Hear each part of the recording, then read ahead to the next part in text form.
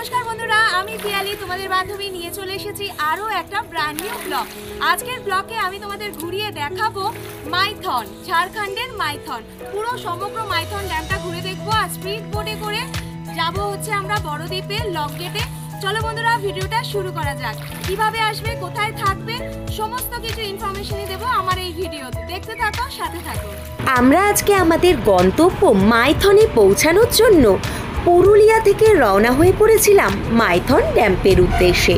রুক্ষ সূক্ষ্ম লাল মাটির দেশ পুরুলিয়াকে বিদায় জানিয়ে আমরা চললাম আমাদের আজকের গন্তব্য মাইথনের উদ্দেশ্যে। প্রথমেই জানিয়ে রাখি কিভাবে পৌঁছাবে কলকাতা থেকে মাইথন। কলকাতা থেকে মাইথনের ডিস্টেন্স নিয়ার অ্যাবাউট 230 থেকে 31 কিলোমিটার মতন। তোমরা চাইলে হাওড়া স্টেশন থেকে ট্রেন ধরে পৌঁছে যেতে পারো আসানসোল, আর আসানসোল থেকে মাত্র 43 কিলোমিটার দূরেই অবস্থিত এই মাইথন ড্যাম। এছাড়াও কিন্তু তোমরা হাওড়া স্টেশন থেকে ব্ল্যাক ডায়মন্ড এক্সপ্রেস 22387 প্রতিদিন সকাল 6:15 হাওড়া স্টেশন ছেড়ে যায় বরাকহর উদ্দেশ্যে। বরাকহ স্টেশনের বাইরে থেকেই তোমরা পেয়ে যাবে অ্যাভেলেবেল অটো এবং গাড়ি, যেই গাড়িগুলো তোমাদের পৌঁছে দেবে মাইথন ড্যাম। আর মাইথন ড্যামের আশেপাশে আছে প্রচুর হোটেল, যেখানে তোমরা রুম থাকার জন্য বুক করে নিতে পারো। এছাড়াও কিন্তু মাইথনে আছে সরকারি আবাসন। এই সরকারি আবাসনের বুকিং কিন্তু মৌলালি থেকে হয়, অথবা তোমরা অনলাইনেও বুকিং করে নিতে পারো। 800 থেকে 1000 টাকার মধ্যে নন এসি রুম আর 1000 থেকে 1500 টাকার মধ্যে এসি রুম পেয়ে যাবে। তোমরা যদি রেলপথে মাইথন না যেতে চাও, তাহলে কিন্তু তোমাদের আরও একটি সহজ উপায় আছে। তোমরা চাইলে কলকাতা থেকে ডাইরেক্ট সড়ক পথে গাড়ি নিয়েও আসানসোল হয়ে পৌঁছে যেতে পারো এই মাইথন ড্যামে। আমরা যেহেতু আজকে আমাদের যাত্রাপথের সূচনা করেছিলাম অযোধ্যা হিলটপ থেকে আমরা প্রথমেই গেছিলাম জয়চণ্ডী সার্কিটে। জয়চণ্ডী সার্কিটের ভ্রমণ সেরে আমরা পৌঁছে গেছিলাম মাইথনে। তাই জন্য আমাদের মাইথন যাওয়ার পথে পড়েছিল পাঞ্চেত ড্যাম। আজকে কিন্তু আমরা এই ট্যুরে কিন্তু পাঞ্চেত ড্যামটাও তোমাদের ঘুরে দেখাবো। তাহলে চলো প্রথমে দেখে নিই আমরা আজকে পাঞ্চেত ড্যাম। পশ্চিমবঙ্গ এবং ঝাড়খণ্ডের বর্ডারে অবস্থিত এই পাঞ্চেত ড্যাম। পাঞ্চেত ড্যাম থেকেই পাঞ্চেত পাহাড়ের একটা সুন্দর দৃশ্য তোমরা উপভোগ করতে পারবে। আমরা পাঞ্চেত ড্যামে কিছুক্ষণ সময় কাটিয়ে রওনা হয়ে পড়লাম আজকে আমাদের মূল গন্তব্য মাইথনের উদ্দেশ্যে। পাঞ্চেত ড্যাম থেকে মাইথন ড্যাম পৌঁছাতে আমাদের সময় লেগেছিল মোটামুটি আধা ঘন্টা মতন।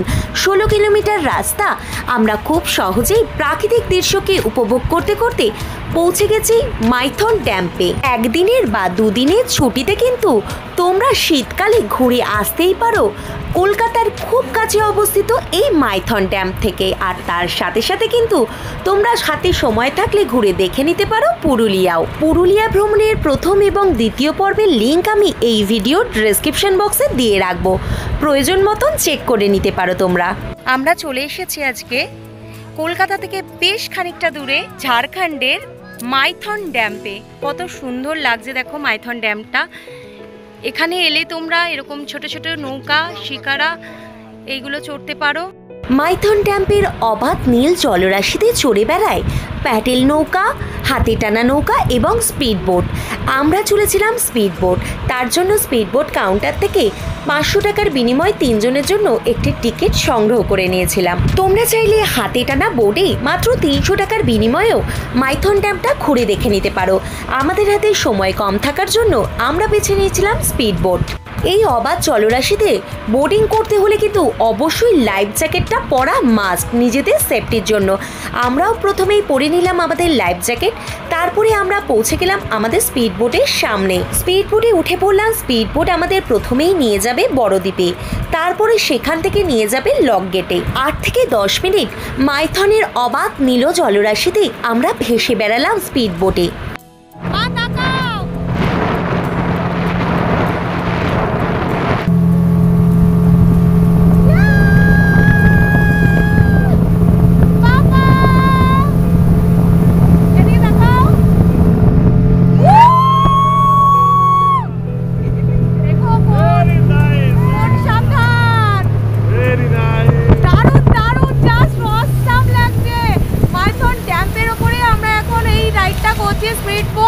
আমরা চলে এসেছি বড়দ্বীপে। খুব অসম্ভব সুন্দর। মাইথনে এলে এই রাইডটা করা চাই। তোমরা চাইলে নৌকাও চড়তে পারো, তবে আমরা বেছে নিয়েছি স্পিড বোটটা, কারণ সময়সীমাটা কম লাগবে তাই জন্য। মাইথন জলধারের বাঁধটি দামোদর ভ্যালি কর্পোরেশন দ্বারা নিয়ন্ত্রিত। জনস্বার্থে 1957 সালে 27 সেপ্টেম্বর তৎকালীন প্রধানমন্ত্রী জওহরলাল নেহরুর হাত ধরে এই মাইথন বাঁধের উদ্বোধন হয়েছিল। অবাধ নীল জলরাশির মাঝখানে বিক্ষিপ্তভাবে ছড়িয়ে ছিটিয়ে আছে ছোটনাগপুর মালভূমি পর্বতের ছোট ছোট কিছু পাহাড়, আর এইগুলোকে ঘিরেই গড়ে উঠেছে ছোট বড় কিছু দ্বীপ। বোর্ডিংয়ের মাধ্যমে আমরা এখন পৌঁছে গেছি লক গেটের সামনে। লক গেট থেকে বেশ খানিকটা দূরেই আছে বড়দ্বীপ। বড়দ্বীপের কাছে দাঁড়িয়ে বেশ খানিকক্ষণ সময় কাটিয়ে একটু ফটো ভিডিও তুলে নেওয়ার পালা। তারপরে সূর্যাস্তকে দেখতে দেখতে মনোরম পরিবেশে বেশ খানিকক্ষণ আমরা সময় কাটিয়ে নিলাম এই অবাধ জলরাশিতে। এই অবাধ নীল জলরাশিকে দেখতে দেখতে মনে হচ্ছিল আমরা যেন পৌঁছে গেছি মিনি নৈনিতালে। আমাদের নৈনিতাল ঘোরা, নৈনিতালে বোটিংয়ের সৌন্দর্য আমরা উপভোগ করেছি। সেই সৌন্দর্যকে যেন আমরা আবার ফিরে পেলাম এই মাইথন ড্যাম্পে এসে। নৈনিতাল ভ্রমণের ভিডিও কিন্তু আমার ইউটিউব চ্যানেলে পোস্ট আছে, চাইলে তোমরা চেক করে নিতে পারো। মাইথন ড্যাম্পে বোটিং সেরে নিয়ে কিন্তু তোমরা চলে যেতে পারো মাইথন ড্যাম্পের পাশেই আছে ডিয়ার পার্ক এবং মিলেনিয়াম পার্ক। সেই পার্ক দুটো তোমরা ঘুরে দেখে নিতে পারো। তবে আমরা চলে গেছিলাম আমাদের পরবর্তী ডেস্টিনেশনের উদ্দেশ্যে। আজকে আমাদের পরবর্তী ডেস্টিনেশন কল্যাণেশ্বরী মন্দির। মাইথন ড্যাম থেকে মাত্র 4 কিলোমিটার দূরেই অবস্থিত মা কল্যাণেশ্বরীর মন্দির। আর এই কল্যাণেশ্বরী মাকে পুজো দেওয়ার জন্য পুজোর সামগ্রী মন্দিরের বাইরের এলাকায় পেয়ে যাবে। মন্দিরের বাইরে এরকম প্রচুর ডালা অর্কিড আছে, যেখান থেকে তোমরা মায়ের জন্য ফুল, বেলপাতা, ওড়না, মিষ্টি সমস্ত কিছুই তোমরা তোমাদের পছন্দসই এবং প্রয়োজন মতো নিয়ে নিতে পারো। মাত্র 51 টাকা থেকে ডালা শুরু হচ্ছে এখানে। পুজোর ডালা হাতে নিয়ে এগিয়ে চললাম কল্যাণেশ্বরী মাকে পুজো দেওয়ার উদ্দেশ্যে। মাকে পুজো দেওয়ার আগে তোমাদের বলে রাখি, এই কল্যাণেশ্বরী মা কিন্তু 500 বছরেরও বেশি পুরনো। এই মা কিন্তু খুবই জাগ্রত। কল্যাণেশ্বরী মাকে কেন্দ্র করেই কিন্তু এই মাইথনের নামের উৎপত্তি। মায়ের থান মানে মাইথন, এই মায়ের থান থেকেই নামকরণ করা হয়েছে মাইথনের। মায়ের থান বলতে বোঝানো হয়েছে এই কল্যাণেশ্বরী মায়ের মন্দিরকেই।